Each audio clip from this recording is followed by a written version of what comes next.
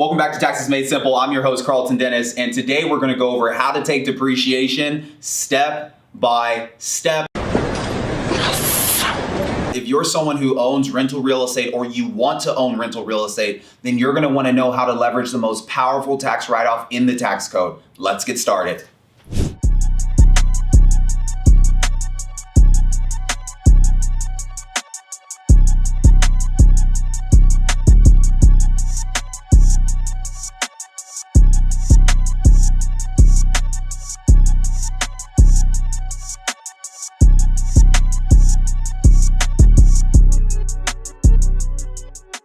Now, before we can go over how to take depreciation step by step, I need you to understand very clearly how depreciation works with rental real estate. So let's talk about it. First thing you have to understand is depreciation is a recovery for the cost from purchasing your building.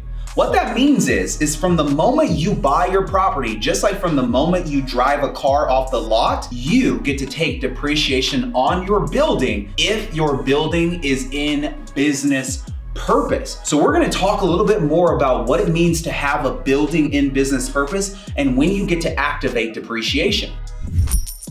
So the first thing we have to understand about depreciation is that depreciation is only taken on the building. So if I have an investment property, I am buying two different things. I am buying the building and I am buying the land. Now, when you are purchasing a rental property, the government is only going to give you a tax incentive for one of these items. And the tax incentive is only on the building. The reason why we only get a tax incentive on the building is because the building goes down in value to the government. We as humans have the ability to build buildings, but we don't have the ability to build land. Land was here when we got here. So the government doesn't give us a write-off for land because they don't view the land going up in value or going down in value. It's always going to be there. And since it's always going to be there, we have to be very mindful of where our write-offs are. If we're given a write-off called depreciation on rental real estate, then we're only getting a write-off based on the building's value. So when you buy a property, you're gonna need to look at some information to know how much depreciation you're gonna take. The information that you need to look at is how much addition versus how much land you have with your property. Based on the addition or the building, you will divide that amount over the course of either 27.5 years if you purchased a residential property, or you'll divide it over the course of 39 years if you have a commercial property that's in commercial use. So since the IRS gave us these two different depreciable years for buildings, we need to learn a little bit more about how we can actually benefit from taking depreciation. Yeah, what can I do for you? Show me the money. So let's talk about it. All right, so here on this board behind me, I have an example. So we're gonna learn a little bit about how depreciation works and where the tax savings really come in. And we're gonna go over this example on a residential property, a property that we know is gonna be depreciated over the course of 27.5 years. Just so you guys know, in order for a property to be considered residential, it needs to be habitable at least 80% of the time as a dwelling, which means someone is sleeping their head there at least 80% of the time. That's what categorizes it as residential. Now, in this example, you guys can see here, I have a $1 million building and I have the land at $500,000. So what this means is this whole property I bought is actually $1.5 million. For the sake of depreciation, I'm only gonna take a write-off on the 1 million, the addition. Now, the government is going to give me a write-off over the course of 27.5 years, so I'm gonna have to do some math. What? I'm gonna have to divide 1 million by 27.5. Now, if you have your calculator out in front of you, I've already done the math for you. 1 million divided by 27.5 is going to give you a write-off of about $36,363. Damn! That is going to be your depreciation write-off every single year for 27.5 years if you're taking straight line depreciation on your building.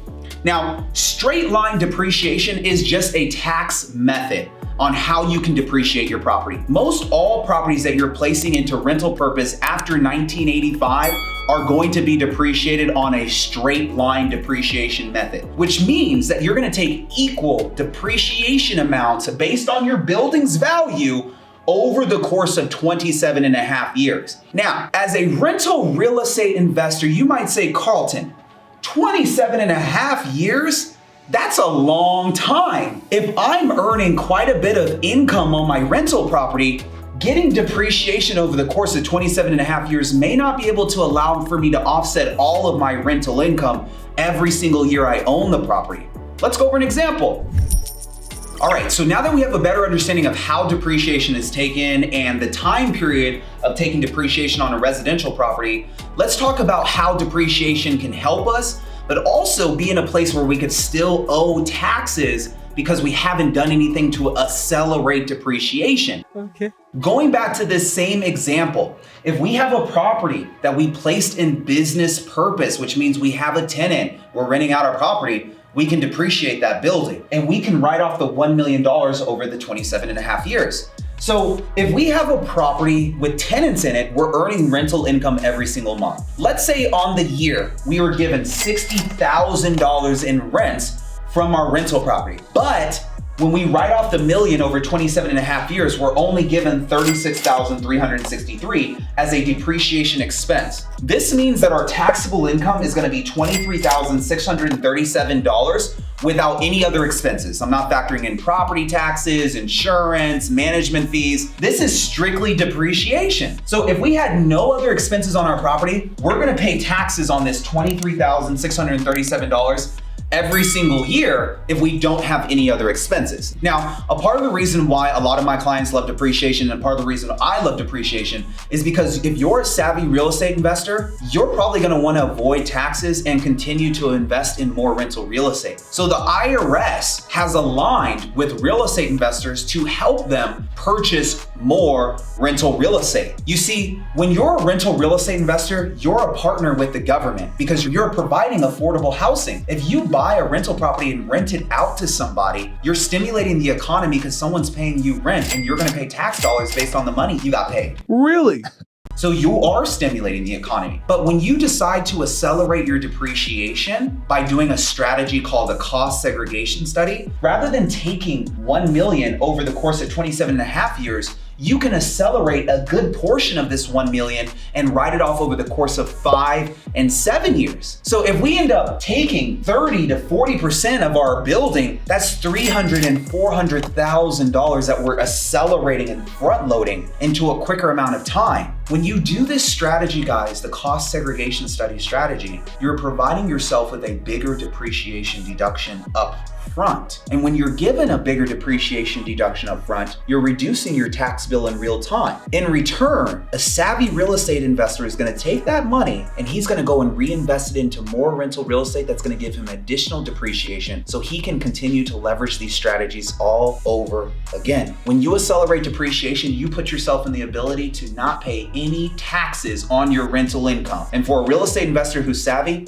oh really? That's music to their ears because that means more money that they get to put to their next investment property so they can continue to build their cash flow while they're paying down their assets. Depreciation will always be the key to living a tax-free lifestyle, but until you understand the levels in which you can leverage depreciation to offset other income, such as earned income from working a W-2 job or having a business online, being a consultant, or having investment income from day trading and Forex trading, because we know everybody picked that up last year. This is how you can get to a place where you're avoiding taxes legally. Now, when you're taking depreciation, you have to be mindful that depreciation is only taken on rental properties and it's only taken on the portion of the property that's being rented out. So if you have a primary residence that's part rental property and part primary residence to yourself, you can take depreciation based on the part of your residence that you are renting out. Additionally, if you have investment real estate, which you are not living in, you can claim depreciation as long as you have a tenant in that property